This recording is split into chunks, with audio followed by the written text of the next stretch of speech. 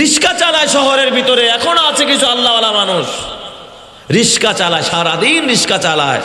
আসরের পরে যখন ইফতারের টাইমটা হয়, মাঝে মাঝে 2-4 জনকে দেখি ওযু করতে আইসা এই মাথা পুরা ভিজায় ফেলছে। কিও কাকা পয়রা গেছেন নাকি, এইভাবে ভিজা গেছেন? কয় না বাবা, মাথাটারে ভিজাইলাম। এমনি ভিজাইলেন কাকা? গলা শুকায় গেছে, জিব্বা বের হয়ে যেতে চায়।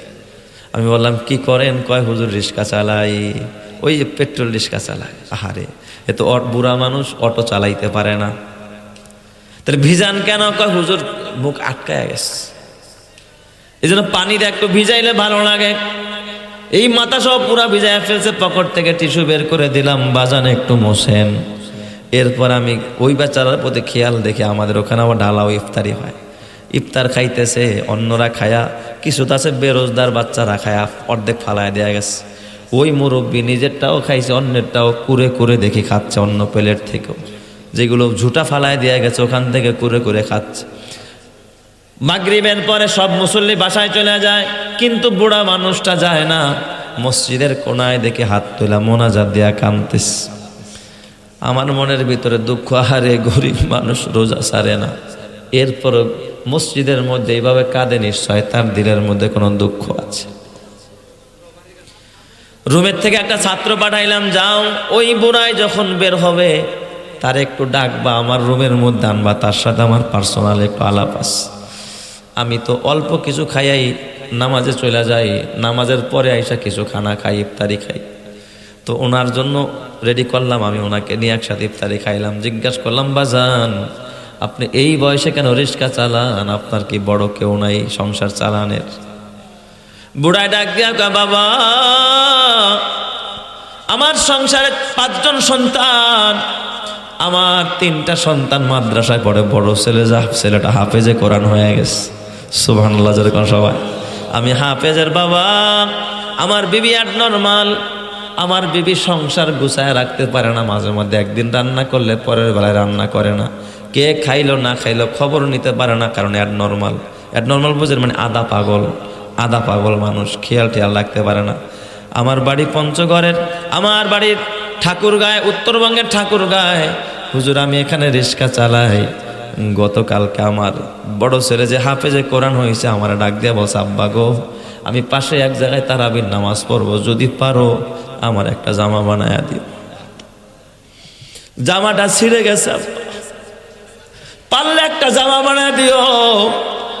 হুজুর আমার কাছে জমানো কোনো টাকা নাই, মেসে খাইতাম তাও খাওয়া বাদ দিস। এই যে টোকায়া খাইলাম, এতে আমার সন্ধ্যা রাতের খাবার হয়ে গেছে ভোর রাতে। আল্লাহ যদি খাওয়ায় হয়তো মাঝে মধ্যে খাই, মাঝে মধ্যে খাই না, কিন্তু তারপরও রোজা ছাড়ি না, মরে যাই তো এই অবস্থায় মরে যাব। আল্লাহ তাআলা যেন আমার জান্নাতি করে আপনি দোয়া করেন। চিৎকার মেরে করেন আল্লাহু আকবার, আরো জোরে বলেন আল্লাহু আকবার। যার কথা কয় প্রজাপতি ফুলের কানে কানে, যার প্রেমেতে চাঁদ জেগে রয় নিঝুম তারার বনে, তার প্রেমেতে ভাষাই তরি আমরা গানে গানে, আমরা গানে গানে। আল্লাহু আল্লাহ বলো, আল্লাহু আল্লাহ, আল্লাহু আল্লাহ বলো, আল্লাহু আল্লাহ। জোরে আল্লাহু আল্লাহ বলো, আল্লাহু আল্লাহ, আল্লাহু আল্লাহ বলো, আল্লাহু আল্লাহ। যে পাতায় পাতায় সবুজ মেখে ফুলকে দিল ঘ্রাণ, মিনারে মিনারে উড়ে যার নামে রাজান, তার নামেরই করছি জিকির আমরা সবাই মিলে, আমরা সবাই মিলে।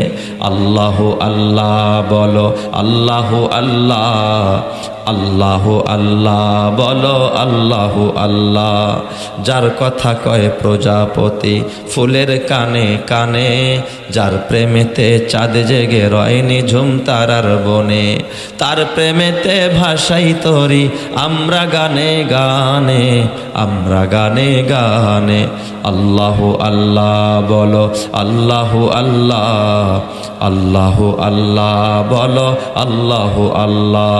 নারায়ে তাকবীর, নারায়ে তাকবীর, তাইলে আমার বাবা মুসলমান রোজাকে কোনোদিন বোঝা মনে করে না, যে আল্লাহর জন্য রোজা রাখে আল্লাহ তার হয়ে যায়। সে যদি দুর্বল হয় ইমানি পাওয়ার বাড়ায় দেয় কে? আরো জোরে বলেন, ইমানি পাওয়ার বাড়ায় দেয় কে? আমি এমনও কারগুজারি জানি রে বাবা, ডাক্তার ফেরত দিয়ে দিছে, যান এই রুগী 3 দিনের বেশি বাঁচবে না। এই রুগীর সময় দিছে কয়দিন? 3 দিন। হাসপাতাল থেকে রিটার্ন দিয়ে দিছে, ক্যান্সারের রোগী। ক্যান্সার এটা মরণ বেরি, যার নাই কোনো অ্যান্সার। এই রোগী যখন আসছে তখনও সে স্বাভাবিক কথা বলতে পারে। এই রোগী আলেম ওলামাদের পরামর্শ নিয়েছে, আমাদের মাদ্রাসার এক ওস্তাদেরও পরামর্শ নিয়েছে। হুজুর বলছে বাবা মরে যাবেন, তওবা করতে থাকেন আর আল্লাহর উপরে তাওয়াক্কুল করে হুকুম মানতে থাকেন, যেহেতু রমজান মাস আপনি রোজা রাখতে থাকেন। ক্যান্সারের রোগী 3টা আমল করছে। কয়টা আমল? 3টা আমল। 1 নম্বর আমল হলো রোজা ছাড়ে নাই, রোজা রাখছে। এমনও খাইতে পারে না বেশি একটা, তো আর খায় নাই, পানি পুনি যতটুকু খাওয়ার, ঔষধ খাওয়ার ওই টাইম মতোই খাইছে। সাহারির পরে আর কিছু খায় নাই। এই রোগী রোজা নাই কামালাইস। রোজার পর রোগীর দিলের ভিতরে এক জ্বালা পোড়া। আলেম ওলামাদের পরামর্শ অনুযায়ী আলেমরা ডাক দিয়া বসে, বাজান সদকা করলে বিপদ দূর হয়। এই কথা যখন শুনছে মানুষ বাঁচার জন্য কত কিছুই না করে। উনি চিন্তা করলো যদি আমার কেমো দেওয়া হয়, বাহিরে যাই, লক্ষ লক্ষ টাকা খরচ হবে। ওনার ঘরে যত জমানো টাকা ছিল, ঠিক পরের দিন ওই আলেমের পরামর্শ অনুযায়ী ঘরের জমানো টাকা, উনি আমাকে যেটা বললেন প্রায় 54 থেকে 60,000 টাকা ছিল তার ঘরে। সব টাকাগুলো এলাকার গরিব মিসকিনদের মাঝে বিলীন করে দিছে, দান করে দিছে। সুবহানাল্লাহ। সব রোজা রাখছে। 1 নম্বর কি রাখছে? রোজা রাখছে। ঘরের জমানো টাকাগুলো সব কি করে দিছে? দান করে দিছে গরিব অসহায় মানুষের। বলছে তুমি ইফতার খাইবা, অসহায় মানুষকে দেয়া দিছে। অনেক গরিব অসহায়ের মুখের মধ্যে হাসি ফুটাইয়া দিছে। আল্লাহ তাআলার রাসূল বলেন, ইরহামু মান ফিল আরদি ইয়ারহামুকুম মান ফিস সামা। তুমি জমিনবাসীর প্রতি দয়া দেখাও, আসমানের মালিক তোমার প্রতি দয়া দেখাবে। সুবহানাল্লাহ। নবীর কথা সত্য না মিথ্যা? এই জোরে কারণ সত্য না মিথ্যা? জমিনবাসীর প্রতি যদি কেউ দয়া দেখায়, আসমানওয়ালা তার প্রতি দয়া দেখায়। আল্লাহু আকবার। জোরে কার সবাই। প্রায় 60,000 টাকা দান করে দিস। 3 নম্বর তারেক উনি শিখায়া দিছে, ও আমার বাজার, একটা মুহূর্তের জন্য আপনি তওবা জবান থেকে ছাড়বেন না। উনি লাগাতার তসবিহ হাতে নিয়ে খালি কারোর সাথে কথা কয় না, শুধু আস্তাগফিরুল্লাহ, তওবা যা যা জানতো তওবা করা আরম্ভ করে দিছে। ওনার তো টার্গেট একদিন চলে গেল, দ্বিতীয় দিন এই কাম করলো। আর হায়াত আছে কয়দিন? 1 দিন। কে বলেছে? ডাক্তার। কে বলেছে? ডাক্তার। অথচ হায়াতের মালিক কি ডাক্তার না? হায়াতের মালিক কে? আরো জোরে ইমানের আওয়াজে বলতে হবে, হায়াতের মালিক কে? আল্লাহ। ওনার ইয়াকিন পয়দা হয়ে গেছে যে আল্লাহ চাইলে আমি বাঁচতে পারি, আবার আল্লাহ চাইলে আমি মরতেও পারি। উনি শুধু তওবা আরম্ভ করে দিয়েছে, কারোর সাথে কথা কয় না। যে যায় কোনো কথা নাই, শুধু জবান দিয়ে আস্তাগফিরুল্লাহ আস্তাগফিরুল্লাহ। 3য় দিন ঘরের মধ্যে কান্নাকাটির আরম্ভ হয়ে যায়। আত্মীয় স্বজন সবাই আজকেই মনে হয় তার শেষ দিন, আজকে বিদায়ের দিন। কিন্তু আল্লাহর বান্দা জবান থেকে তওবা ছাড়ে না। যত সময় পার হয় কেমন যেন তার শরীরটা আগের থেকে একটু ভালো ভালো মনে হয়। চিৎকার মেরে করেন আল্লাহু আকবার। আরো জোরে বলেন আল্লাহু আকবার। এ আমার বাবা, আমার ওই বন্ধু আলেম আমার ডাক দেখা, হুজুর শোনেন, এটা আপনার মাহফিলের খোরাক হবে। আমার ওই চাচা যান 3 দিন ডাক্তার সময় দিয়েছে। এই 3 দিন পরে আল্লাহ তাআলা ওনাকে ধাপে ধাপে প্রায় 1 মাস লাগাইছে। 1 মাস পর স্বাভাবিক হয়েছে, হাঁটা চলা করছে, নিজে বাজারে গেছে, বাজারও করছে। আল্লাহ তাআলা আরো 3টা বছর তার হায়াত বাড়ায়া দিছে। 3 বছর চইলা ফেরা খায়া খোদার কবরে গেছে। চিৎকার মেরে করেন আল্লাহু আকবার। আরো জোরে বলেন আল্লাহু আকবার। হায়াতের মালিক কে? আরো জোরে বলেন হায়াতের মালিক কে? কেউ যদি আজম বিল জজম করে, কিসের গ্যাস্ট্রিক, কিসের সমস্যা? আমি নামাজ ছাড়বো না, আমি রমজানের রোজা ছাড়বো না, আমি একদিনের তারাবি ছাড়বো না, আমি সাহারি খাবো, আমি ইফতার করব, আমি শেষ দশকে ইতিকাফ করব, আমি সদকায়ে ফিতর দিব, আমি যাকাত আদায় করব, আমি ঈদের নামাজ পড়বো, রমজানের পূর্ণ হক আদায় করব। কেউ যদি নিয়ত করতে পারে তার জন্য রহমতের দুয়ার খুলে দেবেন যিনি, তিনি কে? আরো জোরে কোন তিনি কে? আল্লাহ। আল্লাহ পারে কি পারে না? এই জন্য আমরা প্রস্তুতি থাকবো তো রমজানের জন্য ইনশাআল্লাহ। আল্লাহ কবুল করো, জোরে কান আমিন। হুজুর এই যে কষ্ট করতে খ্যাত খামার করে, আপনারা নাহলে শহরে থাকেন, ছায়ায় ছায়ায় থাকেন, এটা হলো গ্রামের মানুষের কথা। আপনারা তো বিল্ডিংয়ের মধ্যে থাকেন, ছায়ার মধ্যে, আমরা তো খেতে খামারে কাম করি। আমরা রোজা থেকে কি কাম করতে পারি নাকি? এ আমার বাবা, আপনারা যা করেন তার চাইতে আমরা কোনো অংশে কম করি না। অনেক কষ্ট করতে হয় বাবা আমাদের। হাতে পায়ে ধরে বলি বাবা, ইসলামের বিজয়, বদরের বিজয় কিন্তু রমজান মাসে। আল্লাহ তাআলা ফাতহে মুবিন, ইন্না ফাতাহনা লাকা ফাতহাম মুবিনা, ফাতহে মক্কা, এটাও কিন্তু রমজান মাসের 20 তারিখে হয়েছে। সুবহানাল্লাহ, জোরে কোন সবাই। মক্কা বিজয় হয়েছে কোন মাসে? রমজান মাসের 20 তারিখ। এটা হলো 8ম হিজরিতে হয়েছে, রমজান মাসের 20 তারিখ। আর বদরের যুদ্ধ হয়েছে 17ই রমজান, অন্য সনে। সুবহানাল্লাহ, জোরে কোন সবাই। তাইলে দেখছেন ইসলামের বড় বড় 2টা বিজয় কোন মাসে আল্লাহ দিছে? সবাই বলে না কোন মাসে? বদরের বিজয় আল্লাহ রমজান মাসে দিছে। মক্কা বিজয় আল্লাহ তাআলা কোন মাসে দিছে? রমজান মাস। 6ষ্ঠ হিজরিতে আল্লাহর নবী রাতের বেলায় ঘুমায়, ঘুমের মধ্যে আল্লাহ তাআলা নবীরে ওহী পাঠাইতেন। স্বপ্ন যুগেও নবীর কাছে ওহী আসতো। নবীজি ঘুমের মধ্যে স্বপ্ন দেখে আল্লাহর নবী আল্লাহর ঘর তওয়াফ করতেছে। সুবহানাল্লাহ, জোরে কোন সবাই। এটা কত হিজরির ঘটনা? 6ষ্ঠ হিজরি। নবীজি সকালবেলা সাহাবায়ে কেরামদেরকে নিয়ে 1400 সাহাবী রেডি করছে, চলো আমরা আল্লাহর ঘর তওয়াফ করতে যাব, উমরা করতে যাব। কারণ নবীর স্বপ্ন এটা হলো ওহী। ওহী আসা মানে হলো নবী আপনাকে এই কাজ করতে হবে। নবী এই ওহী পালন করার জন্য, আল্লাহর আদেশ পালন করার জন্য 6ষ্ঠ হিজরিতে কতজন সাহাবী নিয়ে রওনা করছে? 1400 সাহাবী নিয়ে।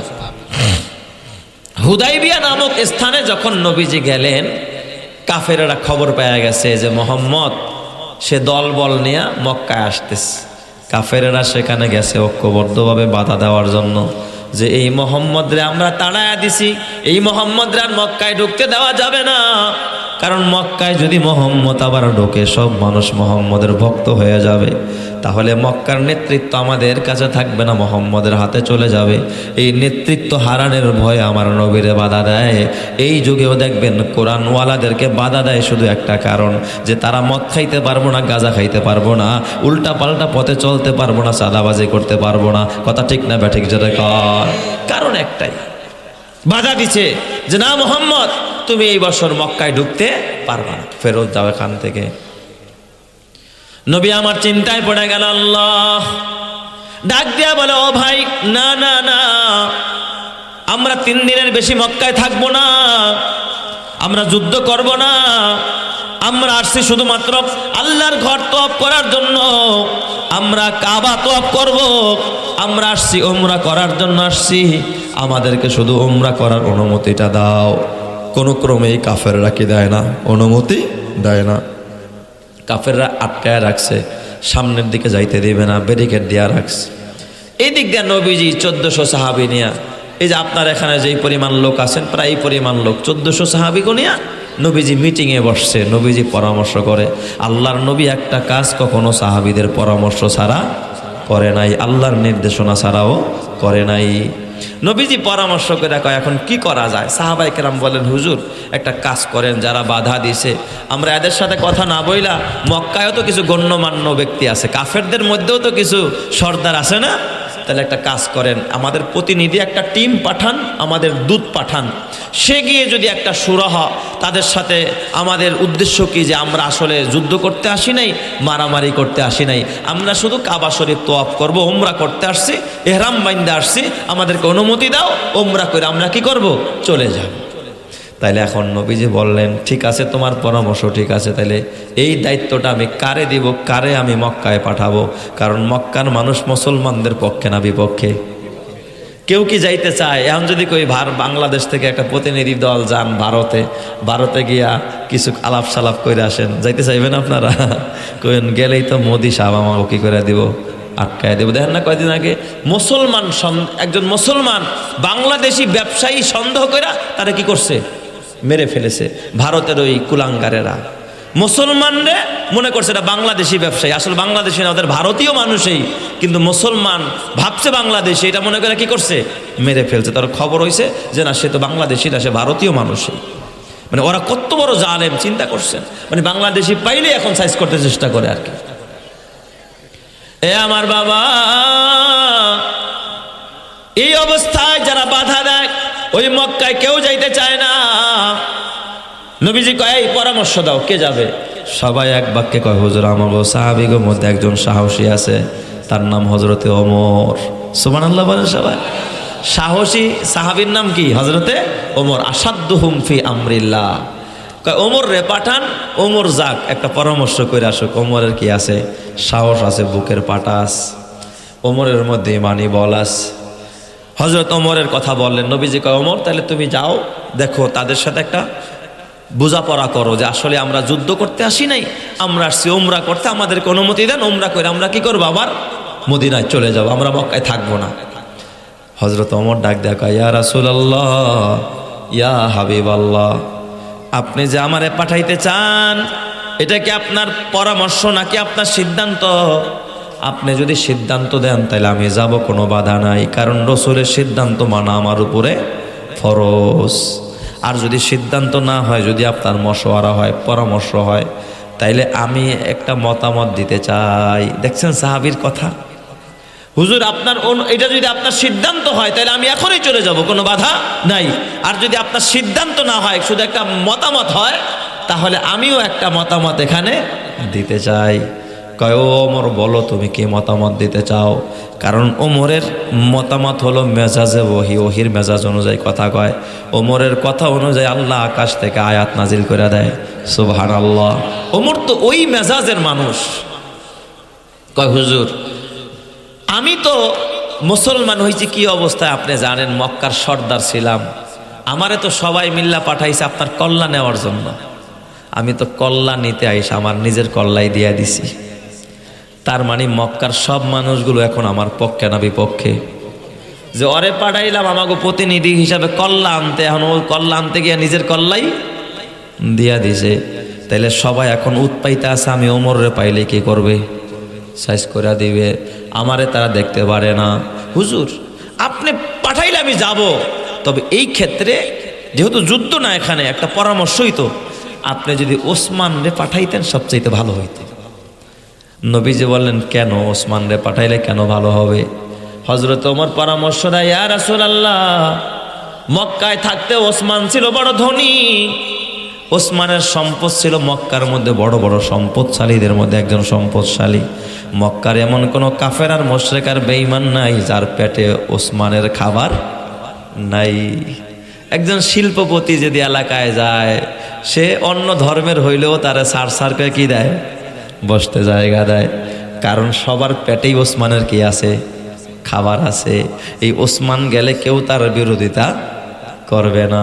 নবীজি হযরতে ওমরের পরামর্শটা নবীর কাছে বড় পছন্দ হয়েছে, বড় পছন্দ হয়েছে। আসলে ওসমান একেবারে, আর হযরত ওমর পারফেক্ট একটা কি দিয়েছে, পরামর্শ দিয়েছে। অনেক টাকাওয়ালা মানুষ ছিল হযরত ওসমান মক্কায় থাকতে।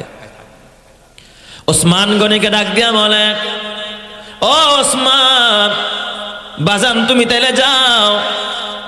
হযরত ওসমান কিন্তু জিন্নুরাইন, নবীজির দুইটা নূর পাইছে, মানে নবীর দুই মেয়ের জামাই। সুবহানাল্লাহ জোরে কোন সবাই। নবীজির প্রথম মেয়ে হযরতে রুকাইয়া, এই রুকাইয়ারে ওসমানের কাছে বিয়ে দিলেন। হযরতে রুকাইয়া কিছুদিন পর যখন ইন্তেকাল করেন, নবীজি তার আরেক মেয়ে হযরতে উম্মে কুলসুম রে ওসমানের হাতে দিয়া দিলেন। এই উম্মে কুলসুম কিছুদিন পরে ইন্তেকাল করেছে। নবী আমার ডাক দেখাও, আমার সাহাবীরা শোনো, আমার ওসমান আমার এত প্রিয়, কয় আমার প্রথম মেয়ে হযরতে রুকাইয়া মারা গেল, উম্মে কুলসুম মারা গেল, আমার যদি আরো একটা মেয়ে থাকতো আমি ওই মেয়েটা হযরতে ওসমানের হাতে তুলে দিতাম। চিৎকার মেরে কন্যা আল্লাহু আকবার। এত বড় দামি সাহাবীর নাম কি? হযরতে ওসমানে গনি রাদিয়াল্লাহু তাআলা। হযরত ওসমান রে বলেন, বাজান তুমি যাও, তুমি গিয়ে দেখো তাদের সাথে একটা বোঝাপড়া করো যে আমরা যুদ্ধ করতে আসি নাই, আমরা আসছি কি করতে? ওমরা করতে। আমাদেরকে সুযোগ দেন, ওমরা কইরা আমরা চলে যাব। হযরত ওসমান যখন মক্কায় গেছে, ঠিকই ওসমানের বিরোধিতা কেউ করে নাই। এ ওসমান, তুমি এতদিন পর আসছো, আসো আসো, তোমার সাথে আমাদের কোনো বিরোধ নাই। কারণ টাকা পয়সারে সবাই কি করে? মহব্বত করে। সম্পদ আছে যার, কদর আছে তার। ওসমান আসো, এ ওসমান তুমি দুপুর আজকে আমার ঘরে খাইও। ওসমান মক্কায় যাই কয়দিন থাকতে চাও থাকো, কাবা তওয়াফ করতে যাও করো, কোনো বাধা নাই। সবাই ওসমানরা ছাড় দিয়ে দিস।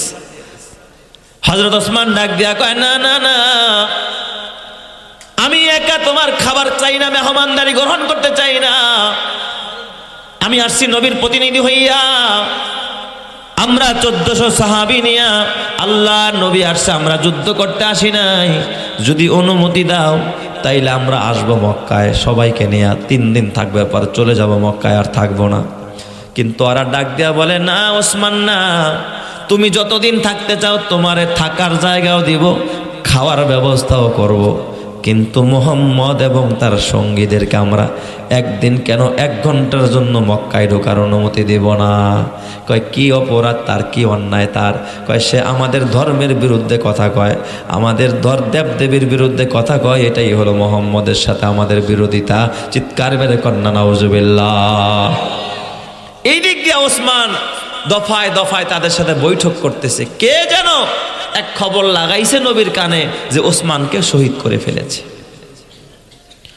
নবীজির কানে আওয়াজ আসলো, কিরে মক্কায় হযরত ওসমান নাই, ওসমানরে শহীদ করে দিয়েছে। নবীজি এমনি তো অবরুদ্ধ, আল্লাহর নবীর চোখ দিয়া পানির ফোঁটাগুলো গড়ায়। হযরত আবু বকর বলেন, আমি তাকায় দেখি ঝর্ণার মতো নবীজির চোখ দিয়া পানির ফোঁটা গড়ায়। এক তো নবীর সাহাবী, আবার নবীর দুইটা মেয়ের জামাতা জিন্নুরাইন হযরত ওসমান। এত প্রিয় সাহাবী হযরত ওসমান, যেই ওসমানের সমুদয় সম্পদ আল্লাহর নবীর কদমের কাছে ঢাইলা দিছে। জোরে কন্না আল্লাহু আকবার। তাবুকের যুদ্ধের সময় আল্লাহর নবী ডাক দিয়া কয়, কে আসো দান করবা যুদ্ধের ময়দানে? হযরত ওসমান সামনে থেকে দাঁড়ায় কয়, হুজুর আমি 100 উট দিব। সুবহানাল্লাহ। কালকে কেন সবাই? এই যুগে একটা উট মানে একটা ওই 4 চাক্কা প্রাইভেটের সমান দাম। আরবের উটকে বলা হয় মরুর জাহাজ। ওসমান সামনে থেকে 100 উট কয়া চাদর মোড়া দিয়া লুকায় লুকায় আবার ডাইন পাশে আসছে। নবীজি এদিকে ফিরা কয়, এদিকে থেকে একজনে বলো কি দিবা, এই জিহাদের ময়দানে যাবো, কি দিবা? ওসমান এই জায়গায় হাত উঠাইছে চাদর দিয়া, মুখ ডাকা কয়, আমি 100 উট। সুবহানাল্লাহ। জোরে কোন সবাই? কয়শো হয়েছে? কয়শো? 200। ওসমান জানে নবী সব দিকের লোকদেরকেই দৃষ্টি আকর্ষণ করবে। ওসমান ঘুরা ঘুরা আবার বাম দিকে দাঁড়াইছে। এদিকে ফিরা কয়, এই কে আসো? তাবুকের যুদ্ধের যাব, কিছু দান করবা, কে আসো? ওসমান হাত উঠায় কয়, আমি 100 উট দিব। সুবহানাল্লাহ। কয়শো হয়েছে? 300। নবীজি কোনাকুনি ফিরছে, এইদিকে ফিরছে। ওসমান জানে নবীর স্বভাব এটা। হামা ঘুরি দিয়া দৌড়ে এদিকে এসে হাত উঠে কয়, আমি আরো 100। কয়শো হয়েছে? 400। এই পাশে এসে আরো 100, 500। এ আমার বাবা পেছন থেকে কয়, পেছনে কেউ আসনি? পেছন থেকে গিয়া কয়, লাব্বাই। কয়, সাদাইক, আমি 100। কত হয়েছে? 600 উট। তাবুকের যুদ্ধে একা ওসমান, হযরত ওসমান 600 উট দান করছে। সুবহানাল্লাহ। পারবেন আপনারা? এই আত্মা আল্লাহ তাআলা আপনাদেরকে দেয় নাই, হযরত ওসমান রে যে আত্মা আল্লাহ দিস। এরপরে কয়, এই টাকা পয়সা আরো কিছু তো লাগবে, খালি উট হইলেই হবে নাকি? বাহন হইলেই হবে? খাওয়ান লাগতো না? তাবুকের ময়দানে যাইতে লাগবো 20 দিন, আসতে লাগবো 20 দিন, 40 দিন। যদি 10,000 মানুষ যায়, খাওয়ান পাবো কোথায়? তার মানে এখানে লক্ষ লক্ষ কোটি কোটি টাকা দরকার। কয়, এখন বলো স্বর্ণ মুদ্রা দিনার দিরহাম কে কি দেবা? হযরত ওসমান বৈঠকের ভিতরে দৌড়ায়া আস্তে করে চাদরটা মোড়া দিয়া ঘরের মধ্যে চলে গেছে বিবির কাছে, উম্মে কুলসুমের কাছে। যা বিবিরা ডাক দিছে, কয়, বিবি তোমার যে গহনাগুলো আছে না, ওইগুলো একটু আমারে দাও। সুবহানাল্লাহ। কালকে কয় গহনাগুলো দাও। আপনারা বলেন, আপনারা যখন কোনো ব্যবসা বাণিজ্যে বউর অলংকার কখন বেচেন? যখন চোখে মুখে না দেখে তখন মানুষ স্ত্রীর গলার মালা বেচে, কানের বালা বেচে, নাকের ফুল বেচে, হাতের বালা বেচে, তাই না? এর আগে কি চোখে দেখলে কি আর এগুলো বেচে? আর বউরা এগুলো বেচতে দেয় না। তার মানে রিজার্ভ, এটা রিজার্ভে আছে। এইগুলো বিপদে না পালে জমি রাখছে, এখন দেখে যে না, বউরে কয় ঠিক আছে তুমি দাও, তোমার 5 ভরি বেশি সমস্যা নাই, আগামী বছর তোমার 6 ভরি কিনা দেবো। আছে না নাই? এই রকমের প্রতিশ্রুতি দিলে কিন্তু বিবির ওই প্রতিশ্রুতি আবার পুরা করা এটাও কি ফরজ হয়ে যায়। ওয়াদা কিন্তু খেলাপ করা যাবে না, এটাও কর্তব্য, বিবির হক আদায় করতে হবে। ওসমান ঘরে গিয়া কয় বিবি তোমার অলংকারগুলো একটু দাও তাড়াতাড়ি। তো বিবি কয় কি ব্যাপার স্বামী, মনে হয় বড় কোনো মহাজনের সাথে ব্যবসার কোনো ডিল করতেছেন নাকি? কারণ ওসমান তো ছিল অনেক বড় ব্যবসায়ী, বড় বড় কোম্পানির সাথে তিনি ব্যবসা করতেন, টাকা ইনভেস্ট করতেন। বিবি জিজ্ঞাসা করে মনে হয় আজকে কোনো বড় কোনো মহাজনের সাথে কোনো ব্যবসায় ইনভেস্ট করতেছেন নাকি? ওসমান ডাক দেয়া বলে বিবি গো, আজকে আমি এমন এক মালিকের সাথে, এমন বড় এক মহাজনের সাথে আমি টাকা ইনভেস্ট করব, ওই মহাজন গোটা পৃথিবীর ভিতরে সবচেয়ে বড় মহাজন। সুবহানাল্লাহ। যখন সবাই বিবি বুঝে নাই যে সম্পদগুলো কোথায় নিয়ে যায়। ঘরে যা ছিল স্বর্ণ মুদ্রা, টাকা পয়সা, অলংকার, হীরা গহনা যা ছিল সব কিছু বস্তায় বয়া হজরতে ওসমান 600 উট দিয়ে ক্ষান্ত হয় নাই, সবগুলোই না নবীর কদমের পাশে ডাইলা দিছে। কয় ইয়া রাসূলুল্লাহ নেন, আমি সব দান করে দিলাম। চিৎকার মেরে কন্যা আল্লাহু আকবার। আমার নবী কেঁদে দিয়েছেন ওসমানের দান দেখা। নবী আমার ডাক দেখ ওসমান, দুনিয়াতে কেউ যদি আমার 10 টাকা দিত আমি তারে 10 গুণ বেশি দিতাম, কিন্তু আমার ওসমান আমারে এত দিল আর ঋণ আমি শোধ করতে পারবো না। আল্লাহর নবী কয় লিকুল্লি নাবিয়্যিন রফিকুন ফিল জান্নাহ ওয়া ওসমানু রফিকি ফিল জান্নাহ। প্রত্যেক নবীর একজন জান্নাতের রফিক থাকবে, দোস্ত থাকবে, বন্ধু থাকবে, আর আমার জান্নাতের রফিক হবে, বন্ধু হবে হযরতে ওসমান। চিৎকার মেরে কন্না আল্লাহু আকবার। এত বড় মানুষটার যদি শাহাদাতের খবর শুনে যে মুখে কাফেররা মাইরা ফেলাইছে, তখন কি আর খুশি লাগে না কষ্ট লাগে? নবী আমার হাউমাউ করে কাঁদতেছিলেন। মা মরলে মানুষ এমনি কাঁদে না, সন্তান মরলে এমনি কাঁদে না। ওসমানের জন্য নবী যেইভাবে কাঁদলেন, নবীজি হাউমাউ করে কাঁদতেছে। নবী আমার ডাক দিয়ে কয় সাহাবীরা রে, দুধ হত্যা মহাপাপ। আমি তো ওসমানকে যুদ্ধ করতে পাঠাই নাই, শুধুমাত্র একটু লিয়াজু করার জন্য পাঠাইলাম, আর ওরা আমার দুধকে হযরত ওসমানকে শহীদ করে দিল। ও সাহাবীরা কাছে আসো, আমার হাতে হাত দাও। নবীজি ডান হাতটা নিচে দিলেন, আরেক বর্ণনায় আছে বাম হাতটা নিচে দিলেন। 1400 সাহাবায়ে কেরাম নবীর হাতের উপরে এইভাবে হাত দিলেন। নবীর এক হাত নিচে আর এক হাত উপরে। এরপরে নবীজি বললেন, ও সাহাবীরা, আমি ওয়াদা করলাম ওসমানের শাহাদাতের বিচার না কইরা, ওসমানের রক্তের বিচার না কইরা আমি মুহাম্মদ বাড়ি ফিরবো না। বলো তোমরা আমার সাথে রাজি আছো নাকি? সব সাহাবায়ে কেরাম বলল, আমার ভাই ওসমানের হত্যার প্রতিশোধ নেওয়ার জন্য আমরা সবাই জীবন দিতে রাজি আছি। আপনার হাতে হাত দিয়া, নবী কয় না আমার হাতে না, আমার নিচের হাতটা আমার উপরের হাত মনে করো ওসমানের, এই হাতে হাত দিয়া তোমরা ওয়াদা করো মইরা যাইবা, শহীদ হইবা, তারপর ওসমান হত্যার বিচার না করে আমরা এখান থেকে যাব না। ওই অবস্থায় যখন সাহাবায়ে কেরাম 1400 সাহাবীরা কাঁদতেছিল, আমার নবীর চোখে পানি। আল্লাহ তাআলা ওই হাত রাখা অবস্থায় নবী দেখতেছে জিবরাইল আসতেছে, আওয়াজ হয়, ঘন্টির আওয়াজ, জিবরাইল আসতেছে। জিবরাইল পাঠায়া দিছে, জিবরাইল আল্লাহ তাআলা পাঠায়া দিয়া আল্লাহ তাআলা ডাক দিয়া কয় নবী গো, উপরে আপনার ওসমানের হাত না, নিচে শুধু আপনার হাত না, 1400 সাহাবীর হাত না, এখানে 1400 সাহাবীর হাত, মাঝখানে ওসমানের হাত। আপনি তাকায় দেখেন, এই সকল হাতের উপরে আমি আল্লাহর হাতও দিয়া দিলাম, আমি আল্লাহ আপনাদের সাথে প্রতিশ্রুতিবদ্ধ হলাম। চিৎকার মেরে করেন আল্লাহু আকবার। আরো জোরে বলেন আল্লাহু আকবার। ইয়াদুল্লাহি ফাওকা আইদিহিম, আপনাদের সকলের হাতের উপরে আছে একজনের হাত, ওই হাত কার? আরো জোরে বলেন না ওই হাত কার? এ আমার বান্দা, তুমি যখন চেষ্টা করবা, মুজাহাদা করবা, তোমাকে যিনি সাহায্য করবেন চিল্লা বলেন তিনি কে? ঈমানের পথে অবিচল থেকে আমার মরণ যেন হয়। তোমারই কাছে মিনতি আমার, তোমারই কাছে মিনতি আমার, মহামহিম দয়াময়।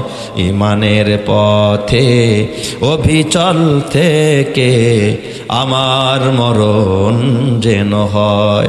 প্রতিদিন মিথ্যের মুখোমুখি হয়, বেদিন ফাসেকেরা করে হইচই। আজাজিল এসে গোমরাহি সুর গানে করে তুলে মোহময়। ঈমানের পথে অবিচল থেকে আমার মরণ যেন হয়। তোমারই কাছে মিনতি আমার, মহামহিম দয়াময়। ঈমানের পথে অবিচল থেকে আমার মরণ যেন হয়। জোরে জোরে বলেন আমিন।